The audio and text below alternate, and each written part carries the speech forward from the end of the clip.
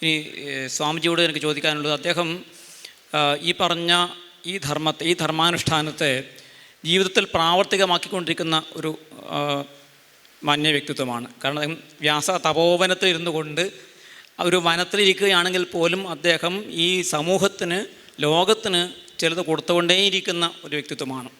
ആ രീതിയിൽ അദ്ദേഹത്തിൻ്റെ അനുഭവത്തിൽ നിന്ന് വരുന്ന ചില ഉപദേശങ്ങൾ നമുക്ക് കേൾക്കാം. ശ്രീകൃഷ്ണ ഭഗവാൻ തൻ്റെ അവതാരത്തിൻ്റെ ലക്ഷ്യത്തിലേക്ക് വളരെ ദീർഘമായൊരു ജീവിതത്തിലൂടെ പ്രയാണം ചെയ്ത് എത്തുകയുണ്ടായി. അതിൻ്റെ കഥയാണ് നമ്മൾ ധാരാളമായിട്ട് കേൾക്കുകയും വായിക്കുകയും ഒക്കെ ചെയ്തുകൊണ്ടിരിക്കുന്നത്. ആ ഒരു പ്രക്രിയയുടെ ഏറെക്കുറെ അവസാന കാലത്ത് തനിക്ക് ഈ ഒരു താഴോട്ട് വന്ന അവസ്ഥയിൽ നിന്ന് തിരിച്ച് മുകളിലേക്ക് പോകേണ്ട സമയമായി എന്ന സൂചന വന്നപ്പോൾ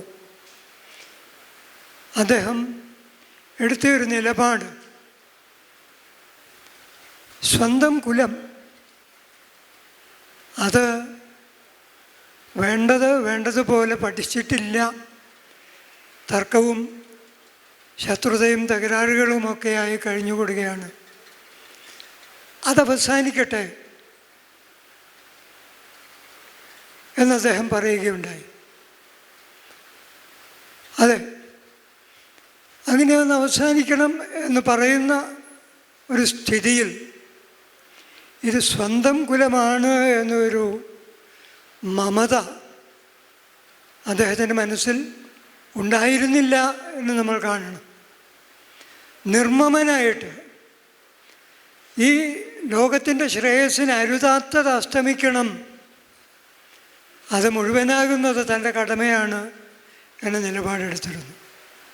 അതേസമയം അദ്ദേഹത്തിൻ്റെ അവസാന കാലത്തിൻ്റെ മറ്റൊരു പിക്ചറും കൂടിയുണ്ട്. ഉദ്ധവൻ, ഞാനും അങ്ങയുടെ കൂടെ അങ്ങ് എത്തുന്ന ഔന്നത്യത്തിലേക്ക് എത്താൻ ആഗ്രഹിക്കുന്നു എന്ന് പറയുകയുണ്ടായി. അത് ശ്രീകൃഷ്ണ ഭഗവാൻ നല്ല വാക്കുകളിൽ നിഷേധിക്കുകയാണ് ചെയ്തത്. എന്തുകൊണ്ട്? അത് ഉദ്ധവൻ ഈ ലോകത്ത് നിലനിന്നു പോകേണ്ടതായ നന്മകളുടെയൊക്കെ പ്രതീകമാണ്.